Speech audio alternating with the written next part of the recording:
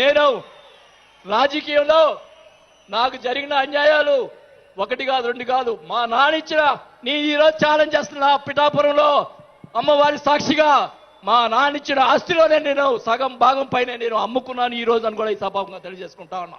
అయినా కానీ నేను లెక్క చేయను.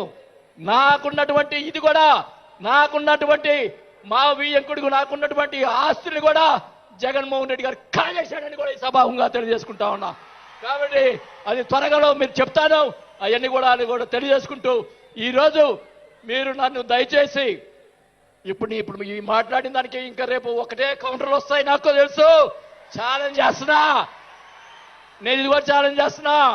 చంద్రబాబు నాయుడు గారు కూడా అడుగుతా ఉన్నా, మొత్తం మొన్న జరిగినట్టు ఉన్నటువంటి ఎమ్మెల్యేలు అందరి మీద ఎంక్వైరీ అండి, నా మీద కూడా సహా ఎంక్వైరీ చేయండి. ఎవరు అన్యాయం చేశారో, ఎవరు తప్పులు చేశారో, ఎవరు కోట్లు సంపాదించారో మొత్తం బయట పెట్టాలని కూడా ఈ సభగా తెలియజేసుకుంటా ఉన్నా. ఈ ఉక్రోషం, ఈ బాధ నాకు తెలుసు, మా కుటుంబానికి తెలుసు. మా కుటుంబం ఎంత ఇబ్బంది పడిందో నాకు తెలుసు.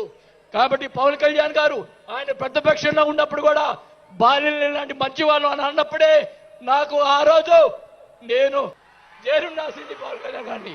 కానీ ఈరోజు అది నాకు ఆ రోజు రాత బాగాలేదు కాబట్టి ఈరోజు ఇలా ఉన్నాను. నాకు పోయినా పర్వాలేదు, కానీ నేను ఆయన సేవ చేసుకున్నాను. కానీ నా కోరిక, నాకు రాజకీయ పదవి వచ్చినా కాబట్టి నాకు ఒక కోరిక ఏంటంటే పవన్ కళ్యాణ్ గారు నాకు మాట ఇచ్చాడు సినిమా తీస్తానని. ఆ సినిమా తీస్తే చాలని చెప్పి కూడా శ్రీబాబు గారు తెలియజేసుకుంటూ సెలవు తీసుకుంటున్నా. జై జనసేన.